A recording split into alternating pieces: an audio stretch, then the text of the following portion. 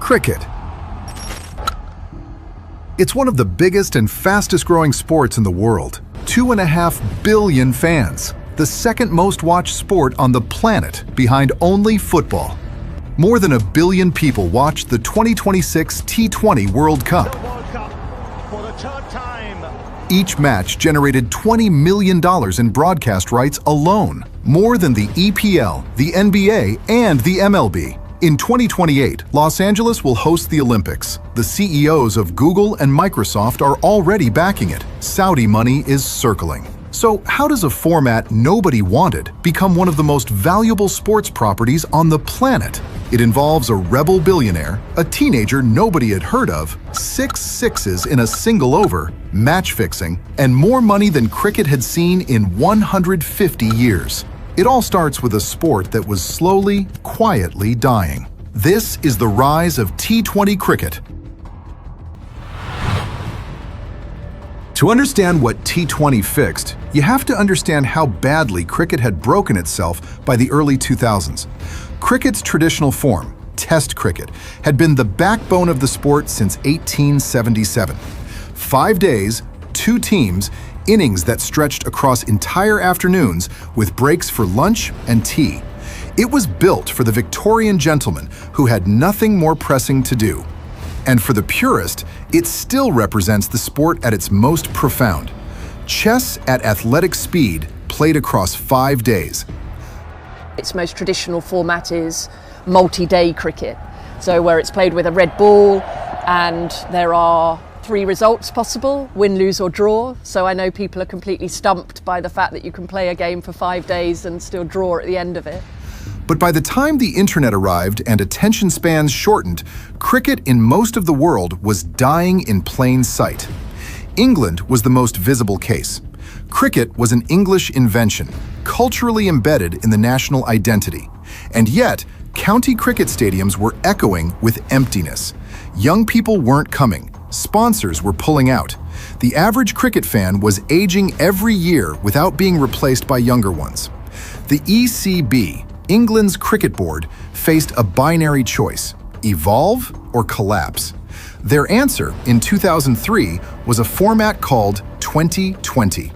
The premise was ruthlessly simple. Each team would face exactly 20 overs, 120 balls, and the whole thing would be done in under 3 hours. You could take a train after work, watch a complete match, and be home for dinner. No one was sure it would work. It felt like a gimmick. And then the first season happened, and county clubs reported crowds they hadn't seen in decades. Families, groups of friends who'd never watched cricket. People eating food, watching big sixes fly into the stands, genuinely having a good time. The ECB had accidentally discovered something important. The problem was never cricket. The problem was the packaging. But there was a catch. The format existed. The appetite existed. What didn't exist yet was the audience scale to make it genuinely global. For that, T20 needed something no English county board could manufacture: India. India and cricket cannot be separated. The 1983 World Cup win was a cultural watershed. Sachin Tendulkar became a deity in human form, and by the early 2000s, the BCCI, India's cricket board, was the wealthiest in the world, running entirely on the back of Indian eyeballs watching Indian cricket on Indian television. The BCCI was deeply protective of that structure. They built it on international cricket, the test matches and one-day games between nations. They were skeptical of T20. The format came from England. It felt like a reduction of the sport. And when the inaugural ICC T20 World Cup was scheduled for September 2007 in South Africa, India's establishment largely shrugged. They rested most of their senior stars and sent a young, largely unknown squad. The captain handed this consolation prize was MS Dhoni, 26 years old, unfashionable at the time, given the job partly because no more senior player wanted it. What happened next rewrote the sport's future. Unburdened by the weight of expectation that suffocates India's senior players, Dhoni's young squad played with a freedom that experienced cricketers almost never allow themselves. They took risks, they improvised, they laughed. In a group stage match against England, a young left-hander named Yuvraj Singh faced 6 balls from Stuart Broad and hit every single one of them for 6. 36 runs off 1 over. The crowd in Durban lost its mind. Clips spread globally overnight. India had found a T20 identity, explosive, theatrical, and impossible to look away from. India reached the final against Pakistan. In a tournament nobody thought mattered, in a format most of India's establishment had dismissed, the 2 greatest rivals in world cricket were suddenly playing a winner-takes-all match in front of over 400 million viewers. India won on the final ball. When the team landed back home, the country was convulsing with celebration. Open-top buses, parades that stopped entire cities. Players who'd been relative unknowns 6 weeks earlier were suddenly national heroes. And in the boardrooms of Indian cricket, a question crystallized that changed the sport permanently. What would a domestic T20 league played in India be worth? Someone had already started building the answer before the BCCI could ask the question. Subhash Chandra, the founder of ZTV, one of India's largest media companies, had watched the T20 World Cup with entrepreneurial focus. He moved fast. Within months of the final, he announced the Indian Cricket League, the ICL. City-based franchises, international stars, big prize money, the IPL before the IPL. It was a genuinely good idea, executed at exactly the wrong time, for exactly the wrong person to be executing it. The BCCI's reaction was immediate and brutal. Any Indian cricketer who signed with the ICL would be banned for life from representing India. Not suspended, not fined, gone. No World Cups, no Test matches, no national team. For cricketers who'd spent their entire childhoods dreaming of wearing the blue jersey, the choice was impossible.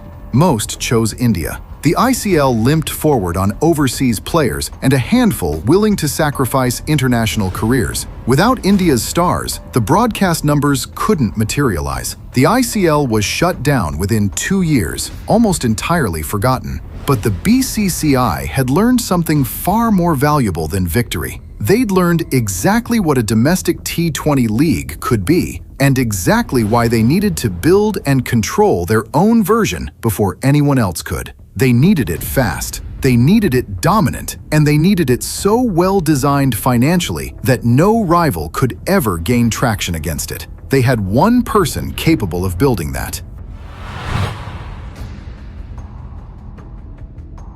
Lalit Modi was already the most commercially aggressive operator in Indian cricket when the T20 World Cup happened.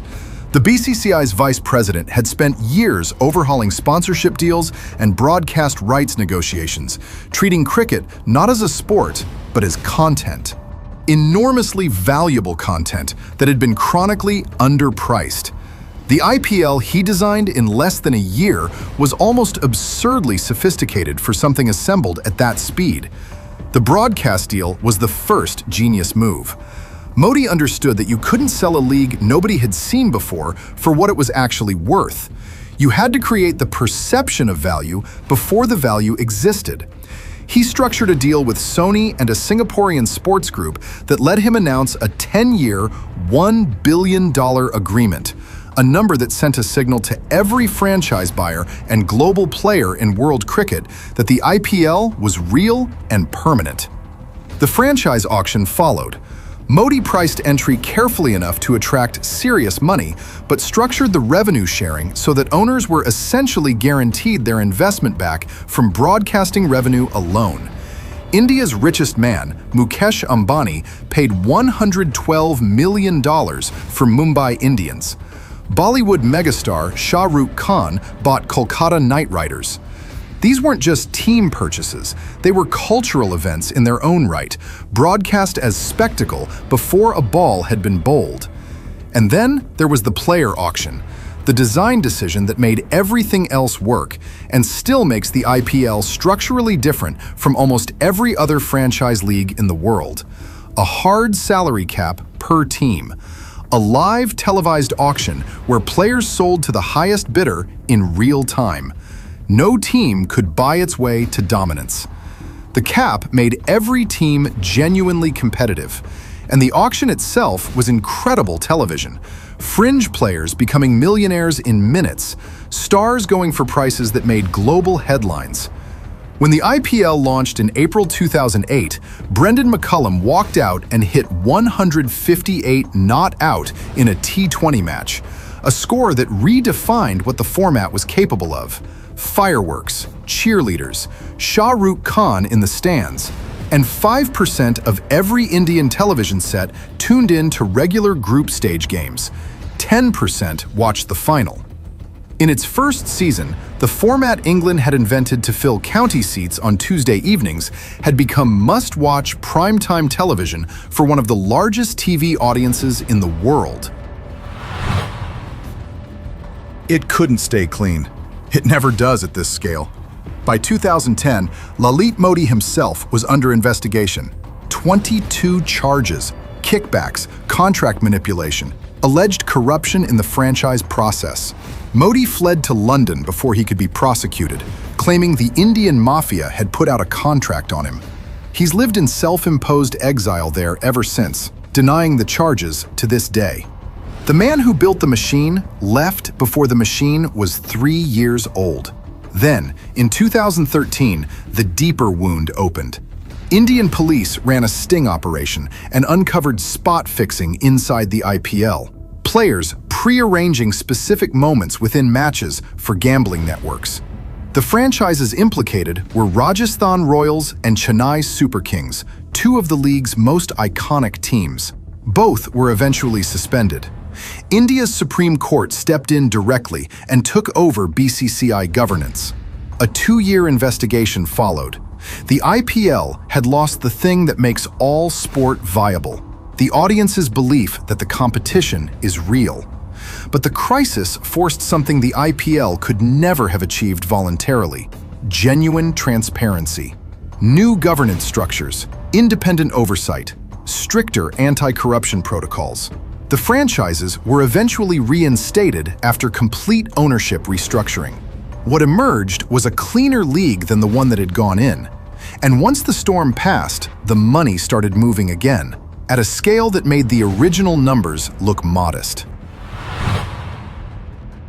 This is where the story stops being history and becomes a live event you're watching in real time. In 2022, the IPL broadcast rights were auctioned again. The combined deal came to $6.2 billion for 5 years, split between JioStar for TV rights and streaming. On a per-game basis, only the NFL earns more from broadcast rights than the IPL does today. The league generates roughly $1.2 billion per year from broadcasting and sponsorships combined, with Tata Group paying $58 million annually just to put their name on the title. The 2025 season broke every record that had existed before it. 1 billion viewers crossed TV and digital combined. The final alone accumulated 31.7 billion minutes of watch time, the most watched match in the history of T20 cricket. On streaming, the final drew 892 million video views and a peak of 55 million concurrent viewers. The platform now delivers over 25 feeds in 12 languages, with more than 170 cricket experts appearing across its networks. And the story that crystallized the whole season happened on April 28, 2025. Vaibhav Suryavanshi, 14 years and 32 days old, scored 101 off 38 balls against Gujarat Titans, becoming the youngest player to hit a century in both IPL and T20 cricket history. He'd been signed at 13. He's old enough that he was born after the IPL itself began in 2008. Cricket had created a player who existed entirely within the T20 era, had never known another version of the sport as his primary stage and was already rewriting record books at an age when most people are worrying about GCSEs. The IPL's success has now built a permission structure for the entire planet. IPL franchise owners back all 6 teams in South Africa's SA20. The UAE's ILT20 has drawn investment from Shah Rukh Khan, Adani, and GMR. Reliance, owner of Mumbai Indians, has acquired stakes in England's Oval Invincibles for $74 million, operates MI Cape Town, MI Emirates, and MI New York.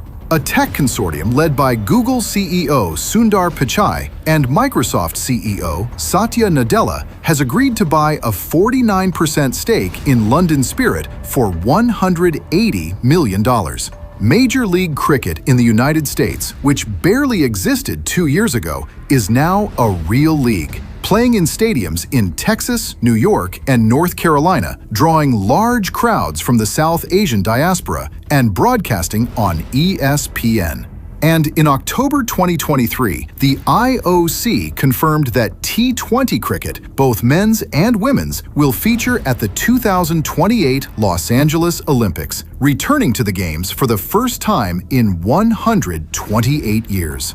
Cricket's return to the Olympics after a 128-year absence is expected to further accelerate the sport's global reach. The sport that English county officials stumbled upon in 2003 while trying to fill seats on weeknight evenings is now competing for Olympic gold medals in California and backed by some of the most powerful capital in the world. There is a version of this story that ends with a clean victory lap. T20 saved cricket. The numbers are staggering. The next generation is engaged. The Olympics are coming. Could you tell me what there is to worry about? Quite a lot, actually. Test cricket, the 5-day format that built the reputations of every player currently starring in T20 leagues, is under real structural pressure. International scheduling is increasingly arranged around the IPL calendar rather than the other way around. Boards that once jealously protected their test fixtures now quietly shuffle them to avoid competing with franchise leagues. Several prominent players have retired from Test cricket early in their careers to protect their fitness for IPL contracts. And the paradox hiding at the center of this is uncomfortable. The stars who make T20 worth watching built their legends in formats that T20 is slowly crowding out. Virat Kohli's IPL title in 2025 was genuinely historic. And yet Kohli himself, even in that moment of franchise glory, has publicly said Test cricket sits on a different plane for him entirely. What happens when the next generation of players doesn't feel that? When they grow up, like Vaibhav Suryavanshi, inside a world where T20 is the primary stage and Test cricket is the thing their parents watched. That's not a problem for today. Today, the numbers keep climbing. The IPL's brand value in 2026 sits at around $9.6 billion, still by far the richest and most influential T20 league in the world by a significant margin. A new broadcast rights cycle is approaching. The 2028 Olympics will expose T20 to hundreds of millions of people in the Americas and Europe who have never watched a cricket match. The trajectory is unmistakably upward. But sports history has a long ledger of formats that grew too fast, scheduled too much, and diluted the thing that made them special in the first place. T20 cricket is still nowhere near that cliff. It might never reach it. But the people running the sport should probably spend a little more time looking at the road ahead and a little less time celebrating how far they've already come. Because the story that started with some empty county grounds in England in 2003, that ran through a 14-year-old kid in Bihar hitting sixes before he's old enough to drive, is still being written. And the next chapter, Olympics, new leagues, new markets, a world where cricket is genuinely global rather than geographically concentrated, that chapter is going to be more consequential than anything that came before it. The only question worth asking right now is whether cricket's administrators are thinking big enough to meet it. Thanks for watching. If this breakdown connected with you, like and subscribe. New episodes every week unpacking the business and history behind the sports you love.